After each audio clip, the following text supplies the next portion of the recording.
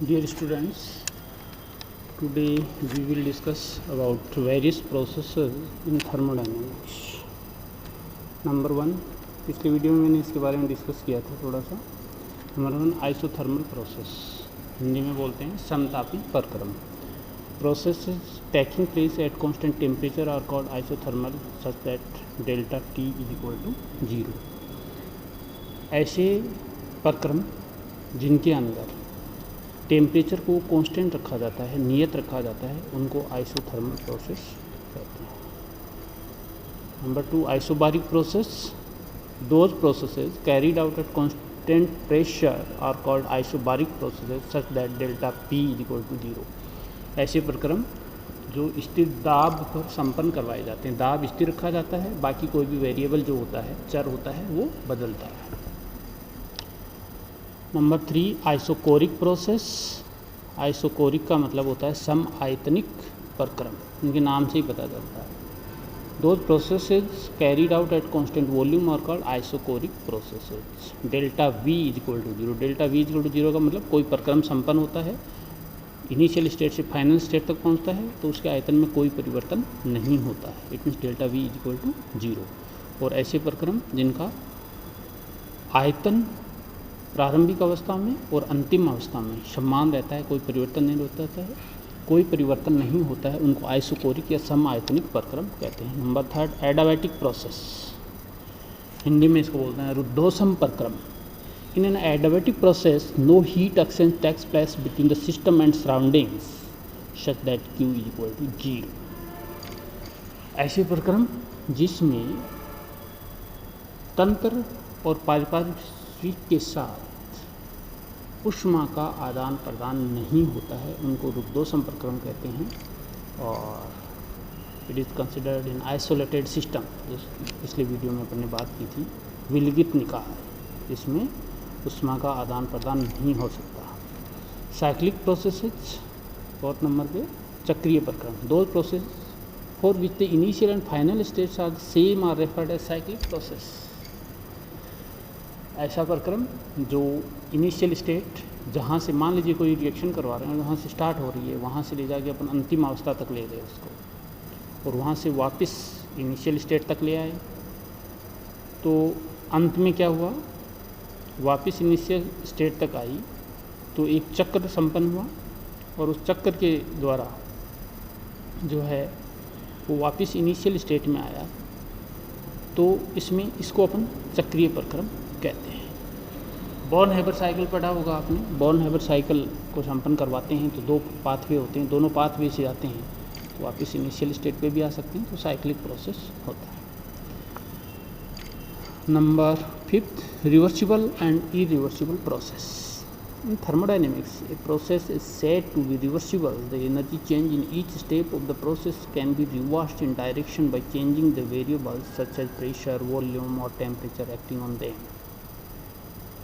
As the process is carried out infinitesimally slowly, such that at every stage the system is in pressure and temperature equilibrium with surroundings. In such a process, the driving and opposing forces differ by a very small margin, and process can be reversed completely by increasing the opposing force by an infinitesimal amount. उत्क्रमणीय प्रक्रम. अब उत्क्रमणीय प्रक्रम में क्या होता है, ऐसा प्रक्रम जो वापस प्रारंभिक अवस्था में आ सकता हो. साइक्लिक में मतलब उसमें तो एक चक्कर संपन्न होता है, इसमें वापस उसी में आने, यहाँ 2 वर्ड यूज किए अपन ने, एक तो ड्राइविंग फोर्स और एक opposing force.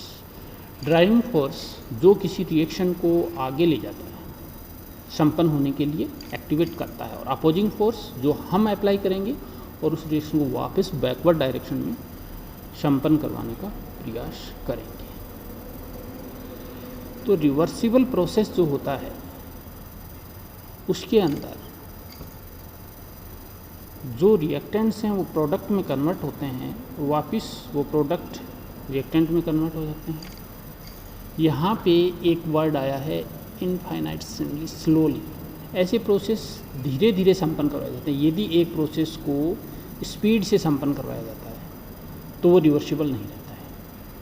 For example river में पानी का फ्लो होता है वो तेज़ गति से, उसको अपन वापस करवाएंगे तो वापस ऊपर पानी को ले जाने के लिए अपने को ज़्यादा ढलान की तरफ जाता है पानी, और जब वापस ऊपर की तरफ ले जाने के लिए प्रयास करेंगे तो अपने को ज़्यादा एनर्जी की ज़रूरत पड़ेगी, और यदि बराबर एनर्जी चेंज नहीं है तो वो रिवर्सिबल नहीं होगा। तो ये ऐसे प्रक्रम जिनको स्लोली संपन्न करवाया जाता है, कुछ पीसेज में संपन्न करवाया जाता है और वापस उसके अपोजिंग फोर्स लगाया जाता है तो वो वापस उसी अवस्था में आ जाते हैं।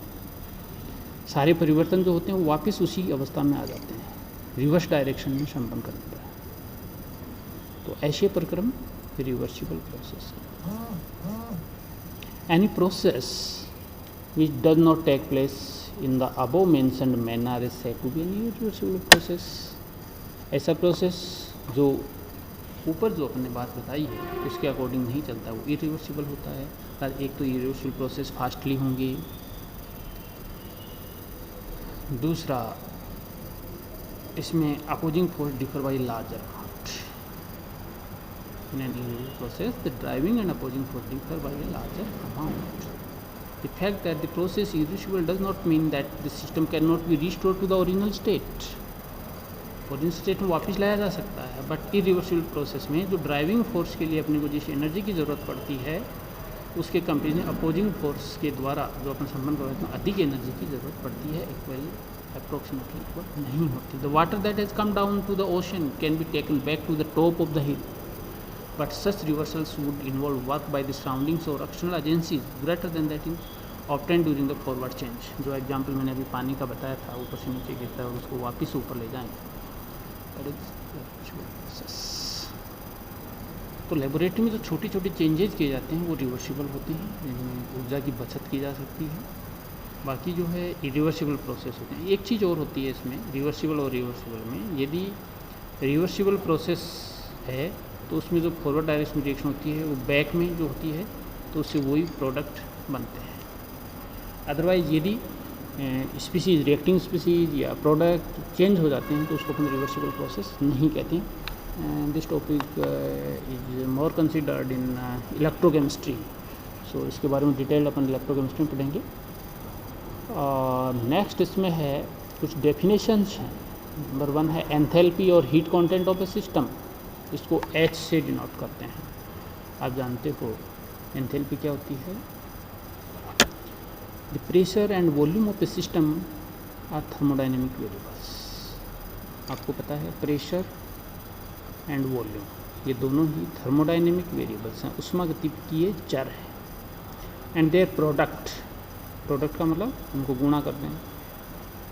PV is expressed in units of energy. इनका जो गुणनफल होता है, इनका प्रोडक्ट होता है, उसको अपन ऊर्जा के रूप में व्यक्त करते हैं। तो the sum of E and PV, E plus PV is the same form of energy.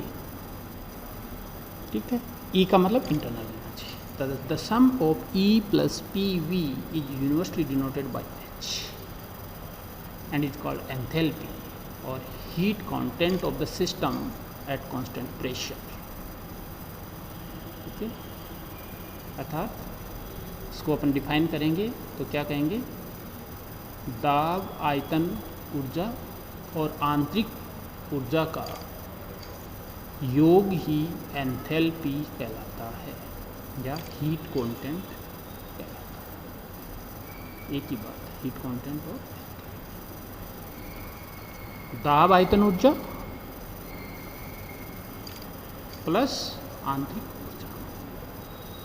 DH is a measure of the heat energy.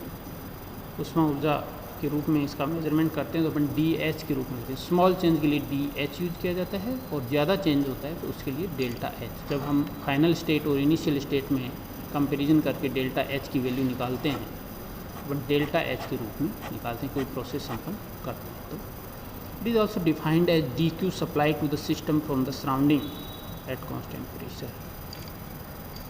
इसको कई बार अपन DQ के रूप में भी लिखते हैं। तो DQ is the energy supply to the system from the surrounding at constant pressure. स्थिर दाब।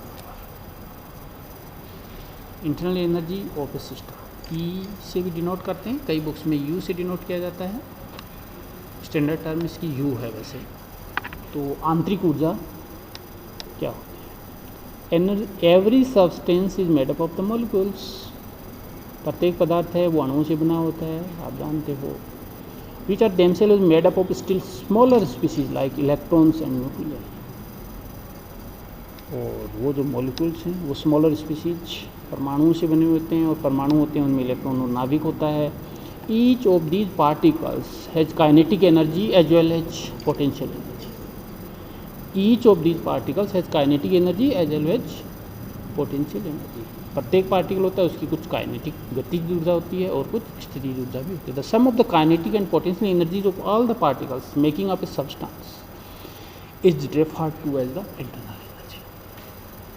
मेनली काइनेटिक और पोटेंशियल एनर्जी और अदर टाइप की कोई भी जो एनर्जी होती है, नाभिक की ऊर्जा है, उसके अंदर जो है कई पार्टिकल्स हैं उनकी ये सारी एनर्जी का, किसी भी सब्सटेंस की टोटल एनर्जी का जो सम होता है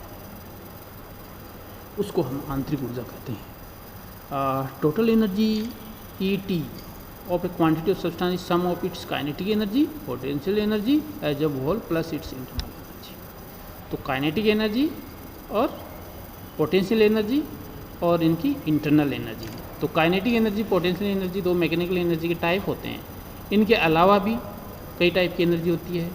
इलेक्ट्रॉन घूम रहा होता है, किस एनर्जी के कारण घूमता है, उसके न्यूक्लियस में प्रोटॉन होते हैं, न्यूट्रॉन होते हैं, इन सब के कारण जो भी एनर्जी होती है वो इंटरनल एनर्जी, उसके अंदर की ऊर्जा होती है। काइनेटिक एनर्जी और पोटेंशियल एनर्जी बाहर एक्सपोज होती है, but internal energy doesn't expose.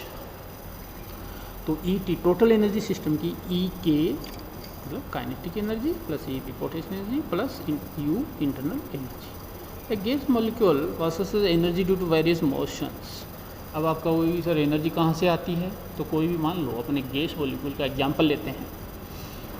उसमें energy due to various motions, उसमें कई टाइप की मोशंस होती हैं जिसके कारण ऊर्जा आती है, such as translational motion.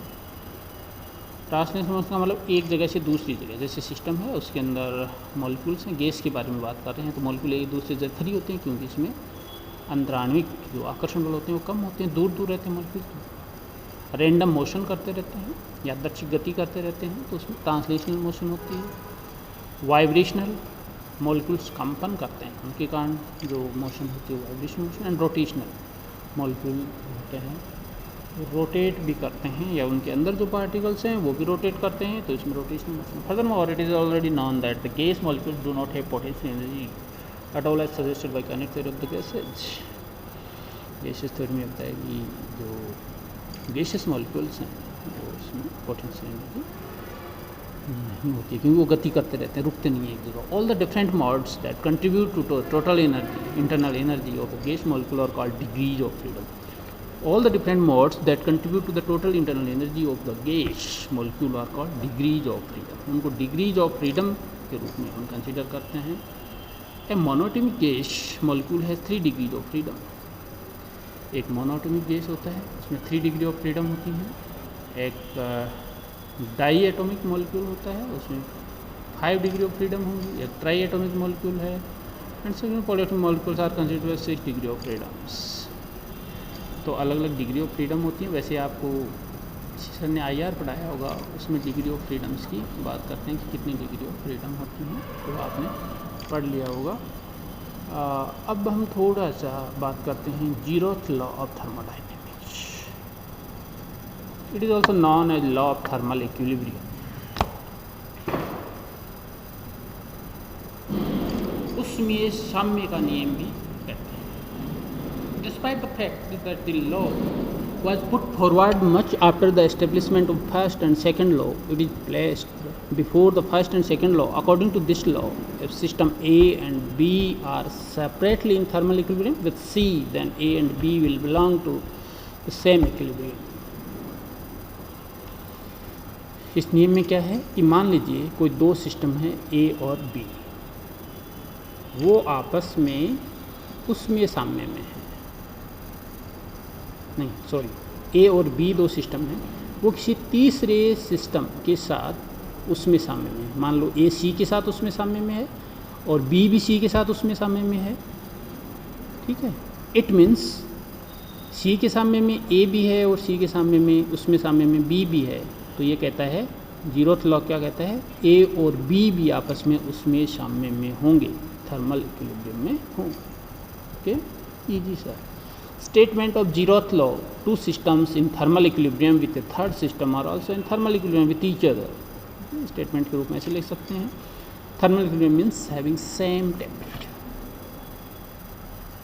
Thermal equilibrium का मतलब क्या है, कोई दो सिस्टम के बारे में अपन कहें कि these are in thermal equilibrium, then we can say the temperature of first system and temperature of second system are equal, तभी उनको थर्मल इक्विलिब्रियम में कहेंगे। For example, very interesting, when a thermometer is placed in the system it comes to thermal equilibrium with the system. यदि कोई दो system ए और B हैं या ए और सी हैं, वो आपस में कोई भी दो ले सकते हैं, वो थर्मल इक्विलिब्रियम में हैं। अब यदि थर्मामीटर चाहे पहले वाले सिस्टम में रखो या चाहे दूसरे सिस्टम में रखो, वो टेम्परेचर सेम दिखाएगा। इट मीन्स वो पहले के साथ भी उसमें साम्य में होगा और दूसरे के साथ भी उसमें साम्य में होगा। Very easy way we can determine the zeroth law. First law of thermodynamics. अब नेक्स्ट बात करते हैं, थोड़ी सी चर्चा करते हैं first law of thermodynamics. First law of thermodynamics nothing, कुछ नहीं है, but law of conservation of energy, that you no.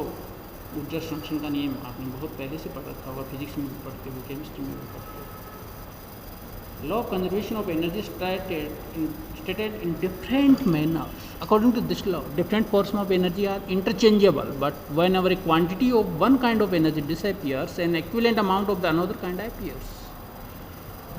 ये कहता है कि दो अलग अलग टाइप की ऊर्जा हैं, वो आपस में अंतर परिवर्तित हो सकती है। मतलब एक ऊर्जा है वो दूसरी प्रकार की ऊर्जा में परिवर्तित होती है, दूसरी प्रकार की ऊर्जा पहले वाली प्रकार की ऊर्जा में परिवर्तित हो सकती है। But when ever A quantity one kind of energy disappears, एक ऊर्जा का कुछ पार्ट डिसअपियर होता है तो N equivalent amount another kind appears. एक पार्ट डिसअपियर होगा तो दूसरे टाइप की ऊर्जा का एक पार्ट क्रिएट होगा, मतलब ऊर्जा संरक्षित रहेगी, डिस्ट्रॉय नहीं होती है, रूप बदल सकती है। From this statement it follows that various changes and transformation might occur, but the total energy of universe must remain constant. Universe ब्रह्मांड की कुल ऊर्जा होती है वो कांस्टेंट रहती है। If on supplying dq amount of heat energy to a system from its surrounding, its internal energy change by dE or du, and it performs dW amount of work, then according to first law of thermodynamics, mathematically we can say dq is equal to dE plus dW.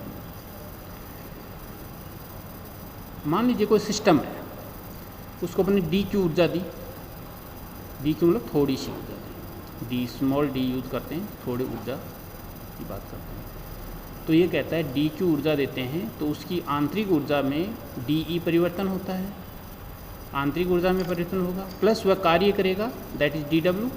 तो जो कार्य करेगा वह और आंतरिक ऊर्जा में जो परिवर्तन होगा उसका सम ऑफ जो होगा, उसका योग होगा, वो किसके इक्वल होगा, जो दी गई ऊर्जा है उसके इक्वल होगा, डी क्यू के इक्वल होगा। ये फर्स्ट लॉ ऑफ थर्मोडायनेमिक्स का स्टेटमेंट है। और नेक्स्ट जो है वो अगले वीडियो में अपन इसके बारे में स्टडी करेंगे। Okay, thank you.